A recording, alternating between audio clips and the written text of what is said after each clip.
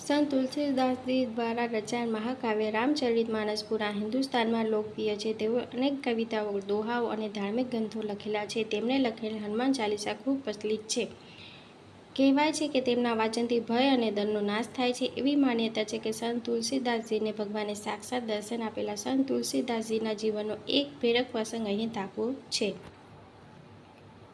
આપણે અત્યારે જે વાત કરવી છે તે એ પ્રસંગ છે જ્યારે તેઓ રામચરિતમાનસની રચના કરી રહ્યા હતા. એક દિવસ તેમણે ગ્રંથની એક ચોપાઈ પૂર્ણ કરી, જે આ પ્રમાણે હતી: સિયારામમય સબ જગ જાની, કરું પ્રણામ જોડી જુગ પાની. અર્થાત સમસ્ત સંસારમાં શ્રી રામનો નિવાસ છે, બધામાં ભગવાન છે અને આપણે તેમને હાથ જોડી પ્રણામ કરવા જોઈએ.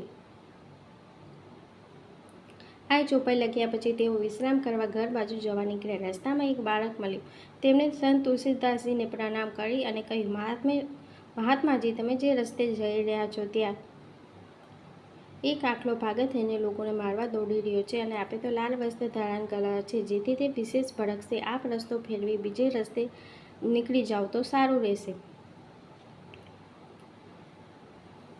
તુલસીદાસજી તો મહાસંત અને મહાજ્ઞાની હતા. ભગવાન રામના પરમ ભક્ત હતા. તેમણે વિચાર્યું કે આજનો બાળક મને સલાહ આપે છે. મને ખબર છે કે દરેકમાં પ્રભુ રામ વસે છે. હું આખલાને હાથ જોડી લઈશ અને શાંતિથી નીકળી જઈશ. પરંતુ જેવા તેઓ આગળ વધ્યા કે ભૂરાતા થયેલા આખલાએ તેમને જોરદાર ઠીક મારી, જેથી સંત તુલસીદાસજી ખૂબ ખરાબ રીતે પટકાઈ પડ્યા. ગુસ્સે ભરાયેલા તુલસીદાસજી ઘરે જવાના બદલે પાછા ફરી ગયા, જ્યાં તેઓ ચોપાઈઓ લખી રહ્યા હતા. ગુસ્સામાં તેઓ લખેલી ચોપાઈઓ ફાડવા લાગ્યા. ત્યાં સામે રામ ભક્ત હનુમાનજી પ્રગટ થયા અને કહ્યું,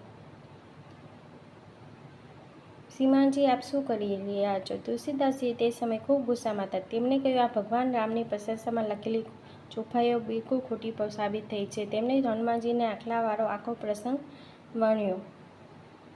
હનુમાનજી વાત સાંભળી મુસ્કરાયા અને કહ્યું, શ્રીમાનજી, આ ચોપાઈઓ 100% સાચી છે. તમે જે આખલામાં રામ જોયા, પણ તમે જે બાળક તમને બચાવવા આવેલા તેમાં તમે રામ ન જોયા. ભગવાન તો બાળકના રૂપમાં પહેલેથી જ તમારી પાસે આવેલા, પણ તમે તેને જોયા જ નહીં. આ સાંભળતા જ તુલસીદાસજી હનુમાનજીને ભેટી પડ્યા અને પગે પડ્યા.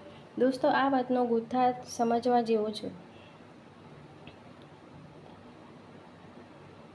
આનો અર્થ છે કે સંત તુલસીદાસજી જેવા જ્ઞાની પુરુષ પણ વધારે પડતા આત્મવિશ્વાસથી થાપ ખાઈ ગયા હતા. જીવનમાં ખોટા નિર્ણયોનો આધાર પરિસ્થિતિના પક્ષપાતી આકલન અને ખોટા અર્થઘટન પર રહે છે.